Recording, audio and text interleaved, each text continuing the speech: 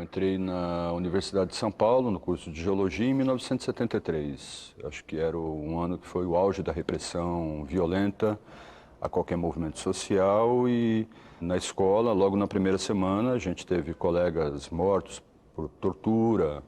Existia todo um clima de que era proibido falar sobre qualquer coisa que não fosse entrar, assistir a aula e ir embora.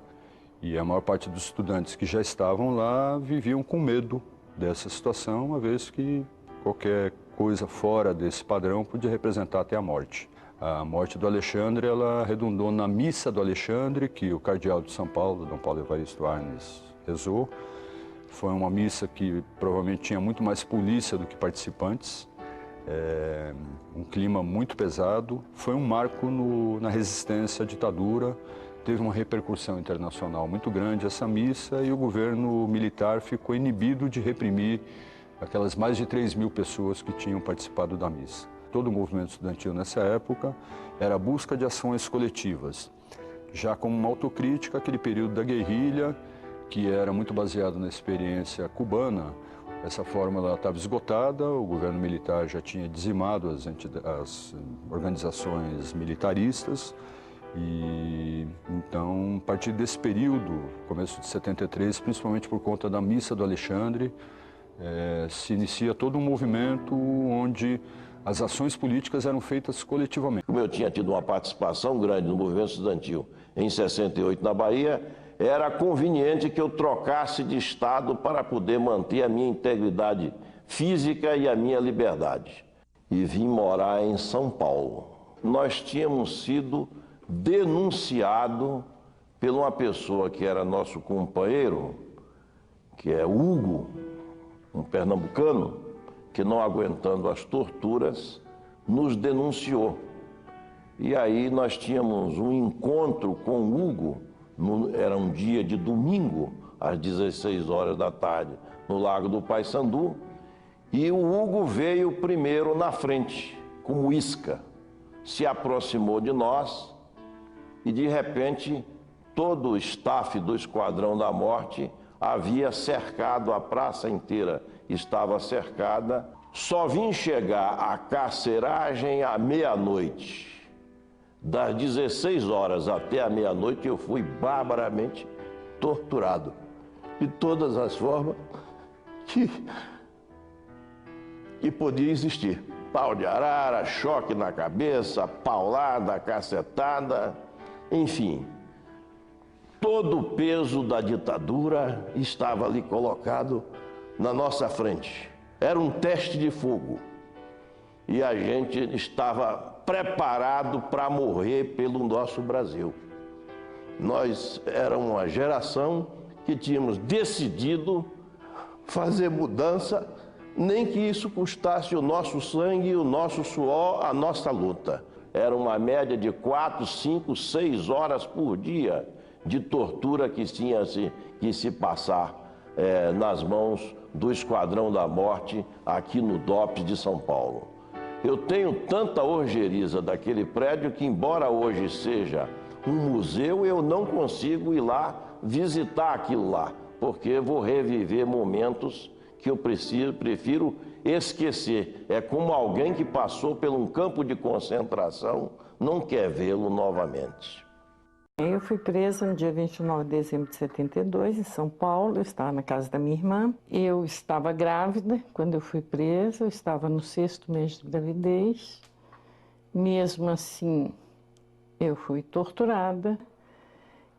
Era feito com acompanhamento médico, ou pelo menos se dizia médico, disse o tipo de tortura que eles poderiam fazer. Ele recomendava que não espancasse a barriga e não desse choques elétricos na vagina, na boca, nos órgãos mais internos, ouvidos. E depois que esse médico, sei lá se é médico, o que é isso, falou isso e ficou nessas áreas, Então, eu não fui pendurada no pau de arara. E eles priorizaram muito a tortura psicológica. E assim, quando eles vêm chamar a gente para o interrogatório, o carcereiro tem umas chaves grandes, né, da cela, e ele sacode aquilo, faz um barulhinho metálico, e você já fica pensando, quem vai ser o torturado? Porque quando abre a cela é para torturar alguém. Meu filho tinha soluços na barriga. Meu filho tem soluço até hoje, com 37 anos. Qualquer tensão, ela se manifesta com soluços. Meu filho nasceu na prisão, mais precisamente no Hospital da Guarnição do Exército, em Brasília, porque eu fiquei um mês na Operação Bandeirantes, em São Paulo, na UBAN, quer dizer, já era doicode nessa época. E depois fui transferida para o Pelotão de Investigações Criminais, em Brasília, e onde meu filho nasceu. Eu fiquei muito tempo em trabalho de parto, porque o obstetra lá, um militar, um oficial militar, não quis fazer o parto na hora. Então, eu falei assim, mas meu filho vai morrer, ele não vai aguentar. Ele falou, isso tem importância, é um comunista menos. Vários militares ameaçaram de adotá-lo se ele fosse homem branco e saudável, refletindo bem o preconceito desses homens, desses torturadores.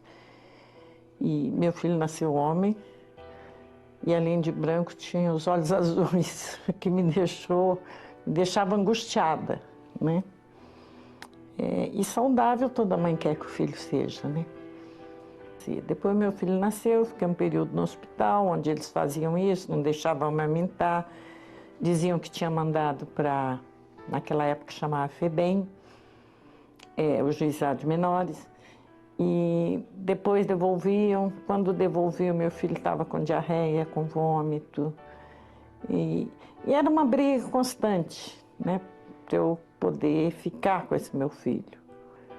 Até que eles entregaram meu filho para minha família, e nós que perdemos essa guerra, que perdemos nossos familiares, a gente está sempre disponível para contar essa história, porque nós não nos envergonhamos dela. No dia 21 de novembro de 1971, eu fui presa no Largo Paissandu, e já a partir desse ato da prisão, nós sofremos espancamentos até aonde nos levaram, que era o DOPS. E lá no DOPS eu sofri todo tipo de tortura, desde espancamentos, pau de arara, choques elétricos, ausência de alimentação e, logicamente, que a repressão era bem violenta. Quer dizer, tanto as mulheres como os homens estavam nus, né, à disposição desses agentes da repressão. Eu fiquei 40 dias na solitária. E diante de toda a tortura, muitas vezes eu pensei que ia morrer. Estava também presente os órgãos da Marinha, o CENIMAR, né?